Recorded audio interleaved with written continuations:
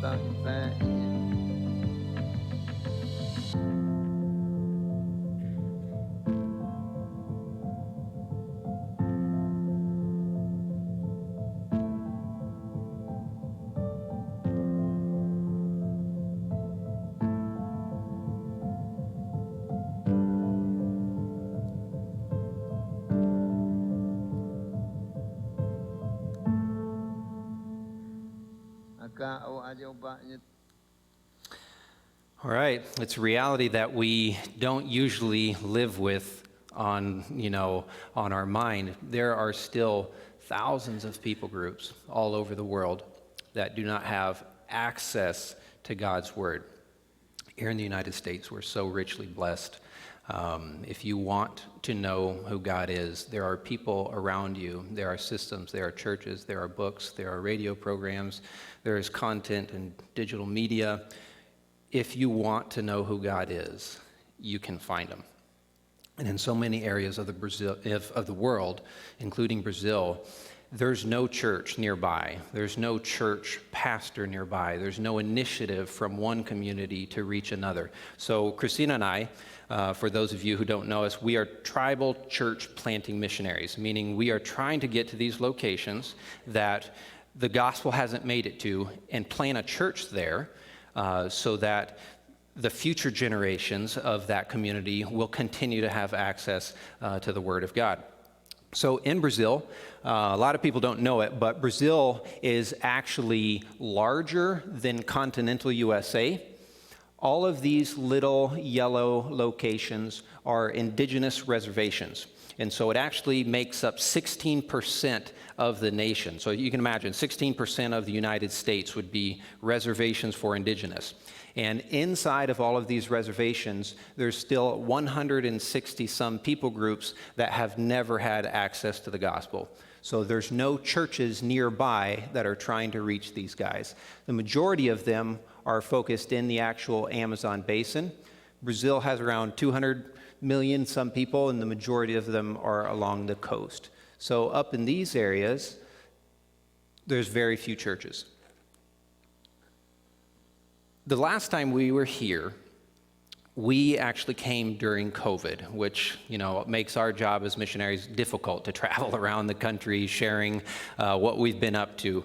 Now, the reality in Brazil was also very difficult. You guys remember churches being shut down, churches with the dilemma of opening up, and what do we do, and opinions everywhere. The same thing happened in Brazil, except that the federal mandates came down even stronger. So in 2021, the government made a mandate that anyone who is not an indigenous had to be outside of these reservations. And so 350 some missionaries of our organization had to leave from one day to the next. And they ended up stranded in cities because you couldn't travel.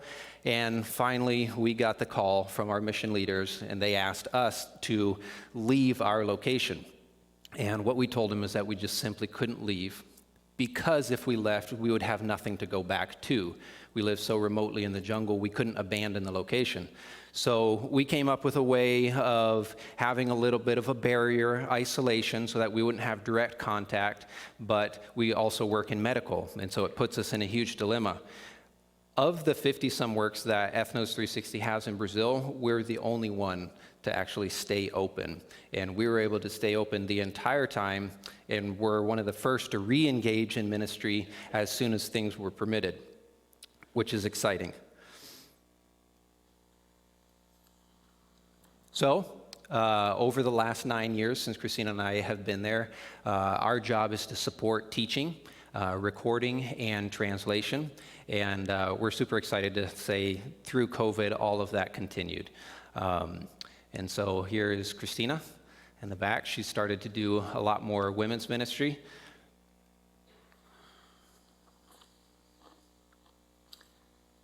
And something new since the last time we were here, we have kickstarted the Old Testament translation project using indigenous translators. And so these are a couple believers who took their family to central Brazil so that they could be trained, and then they head back to their tribes and start continuing translating. And one of the cool things of these people here, Irovite has been a believer for a while. During the pandemic, he reached his brother for Christ, and now he is a translator as well.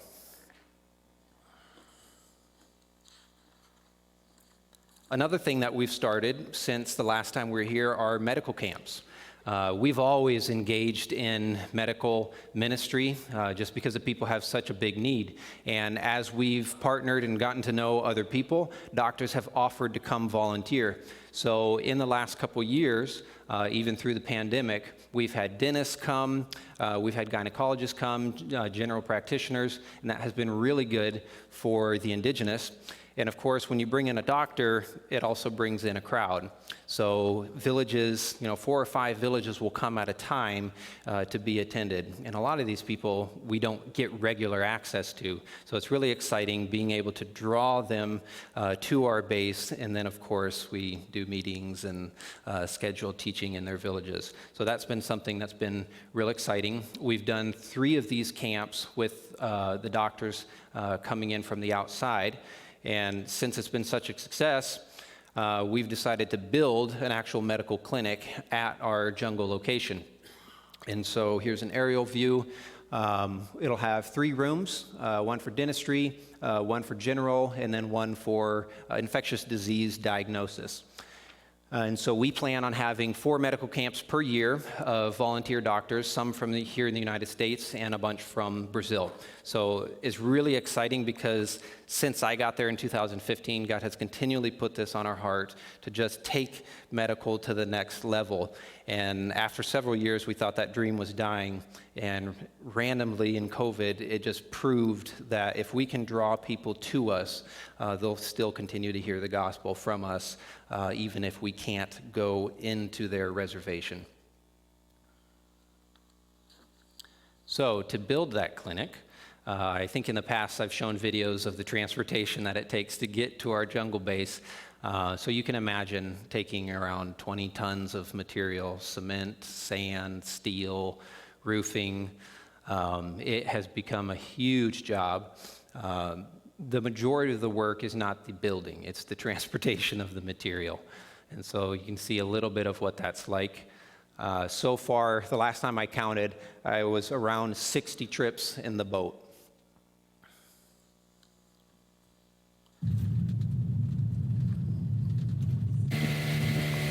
You may have seen this video, but I wanted to show it again. This was the last well dig.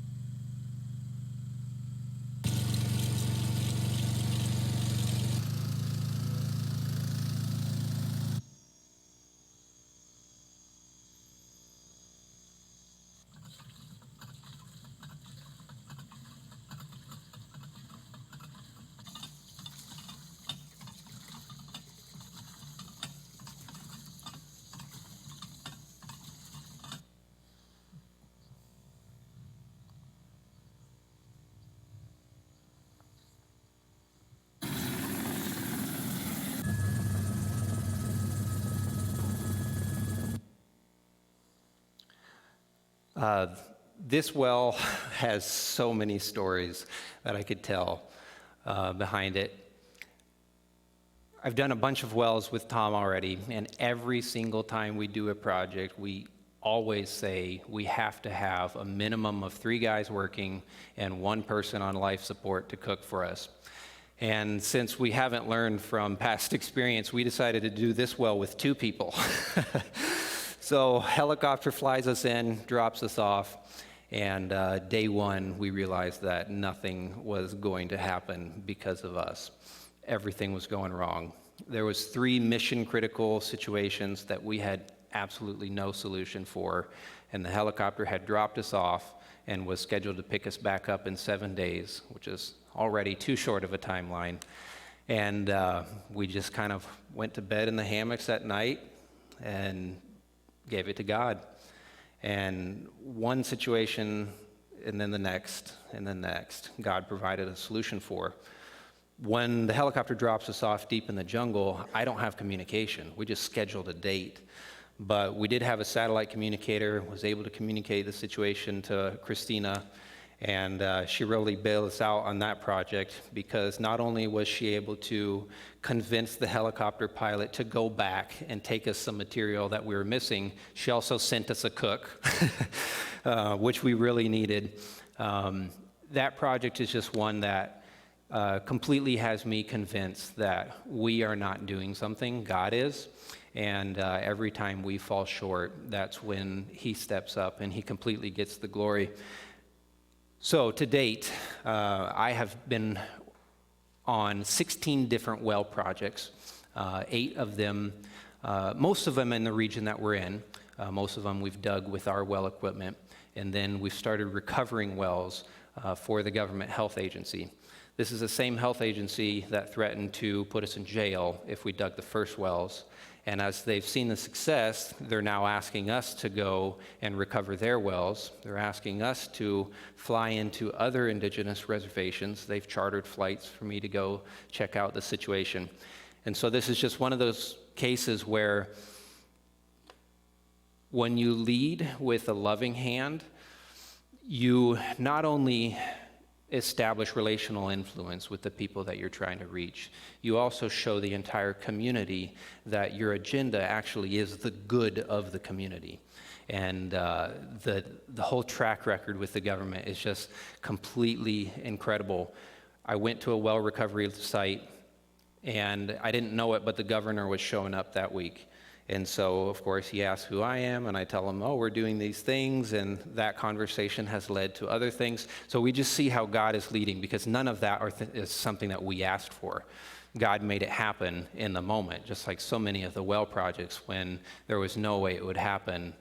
Somehow, God provided a way. So 16 wells to date. As we finished the first well projects, requests from all over Brazil came in. Not only from missionaries, but their missions organizations and the actual tribal people. And some of those locations, you might remember that map, are locations that missionaries haven't been to. So God has been paving the way for a ministry which will, through well projects, open up the door for the gospel to get to a location that it hasn't been. In our context, it was the win that we missionaries needed in the community and in the government's eyes. Lots of other missionaries across Brazil are in the same situation. Some of these locations they've never stepped foot in, but those indigenous are asking for a well. So obviously you can see the connection. When we go in, we want to be taking those missionaries because they need to establish the relationship. So we have 19 projects that are in some phase of planning at the moment. I've gone to the site. They've asked for it. And so the future for me is a lot of well drilling, which is not really what I anticipated when we first went to Brazil. But it's interesting because God opens doors, and our job, is to step through them in faith and have 100% confidence that he'll close whatever door that he doesn't want us to go through. So, why do a well project? Like in our context, we needed the win in the community. These are some different missionaries that I want to do projects at. Each one of these, all of these are fairly new missionaries in their location. Not all of them have permission to go everywhere in the reservations, like Neto. He is in one village that the chief wrote a document for.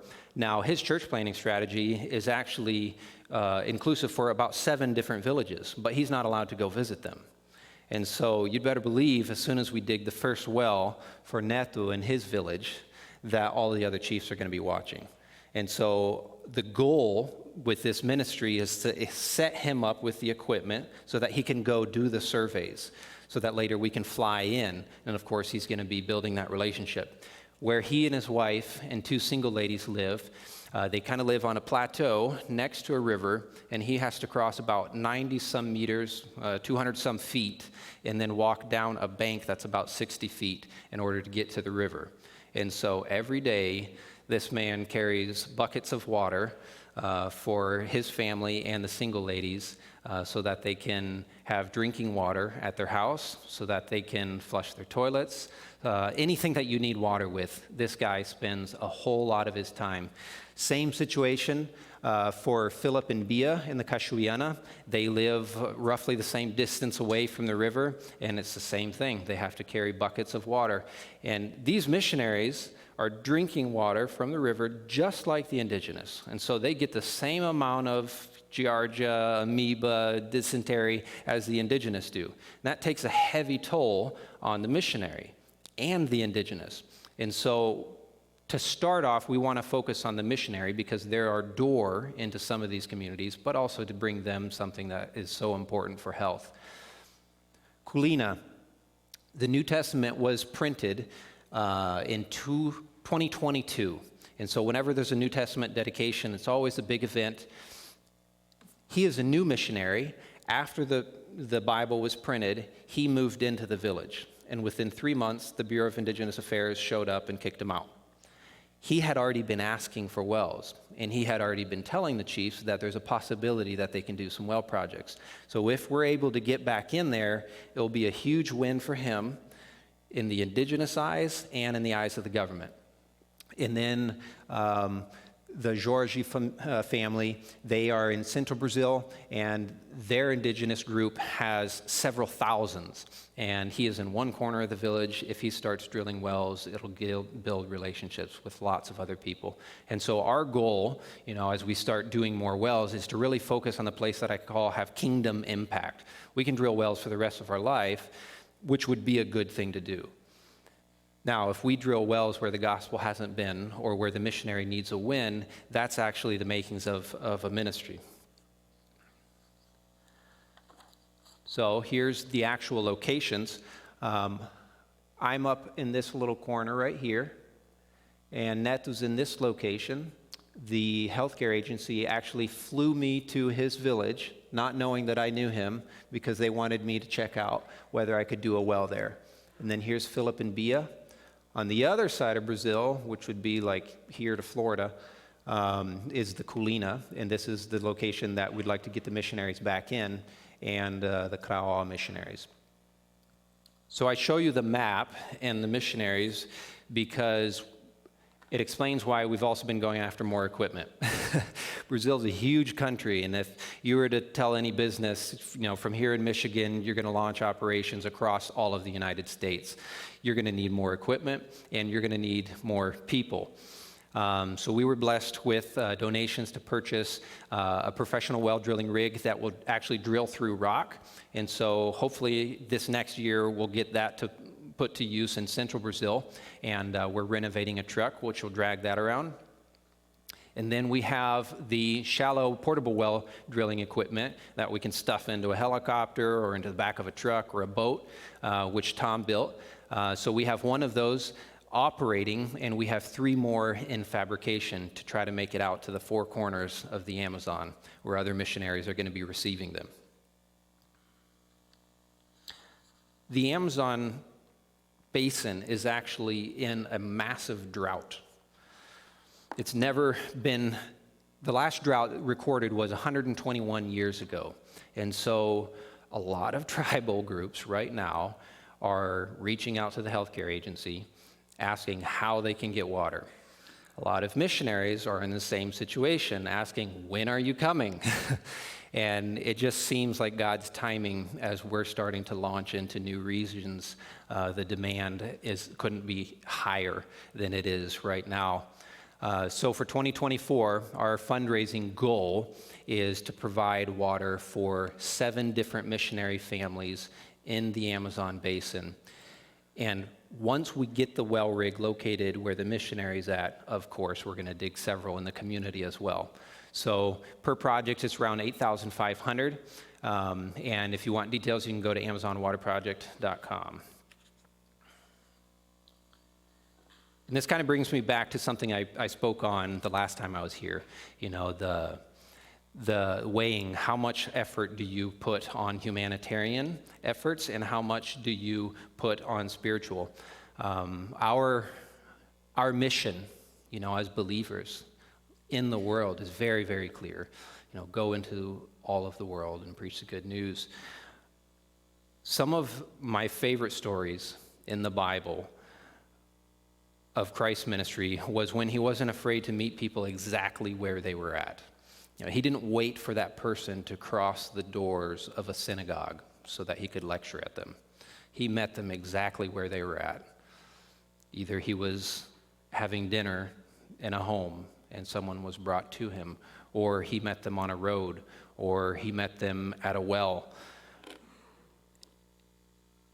In those encounters, often with miracles, he would provide for a physical need, which in turn led to a spiritual encounter, a reckoning and a redemption of a soul. I have a video, and I'm pretty sure that you guys have seen it. However, I wanted to play it again and give a little bit more context. It's about Matapi. This is Matapi in 1988, when my parents were 2 years into the village, and the little white thing right there is actually me.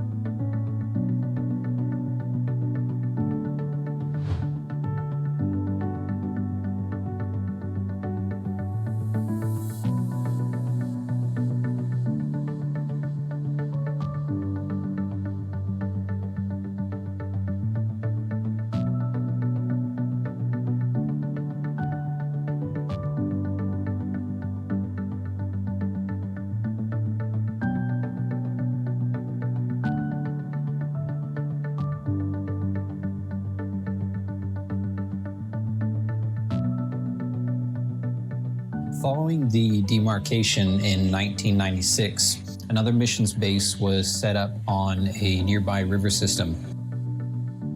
But contact with Matapi and his village became very limited. Matapi had become a vanguard for defending his people's rights, their culture, and their way of living. Anthropologists and other enemies of God's word used him as their voice piece. By extension, it became his job to resist the gospel in his community, regardless of his opinion. Quickly, we found ourselves on the opposite side of a spiritual battle, despite the years of close friendship. 22 years later, we were digging a well at our jungle base, and members of Matapi's village saw the results. Matapi had long been promised help for his community, but the years were passing. In 2018, Matapi signed another document, this time authorizing us to come back in the reservation and dig a well in his village.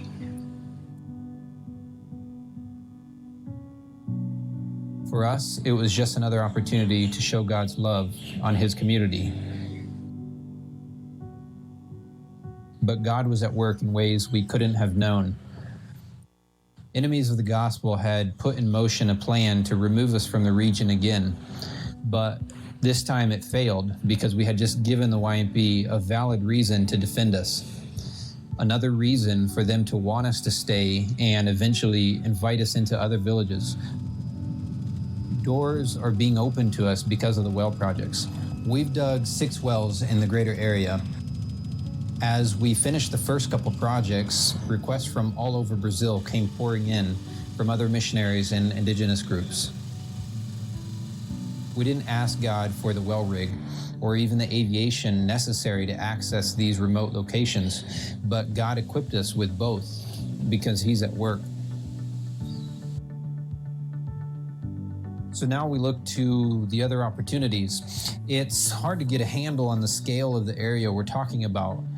Just the Amazon basin is roughly equivalent to the size of continental USA. In Brazil, there's over 300 ethnic groups discovered. About 100 groups have never been engaged with the gospel. Our goal with Tekoa is to open doors for the gospel by meeting people's needs for water. This opportunity shouldn't be measured in numbers and maps alone, but in stories like Matapi's.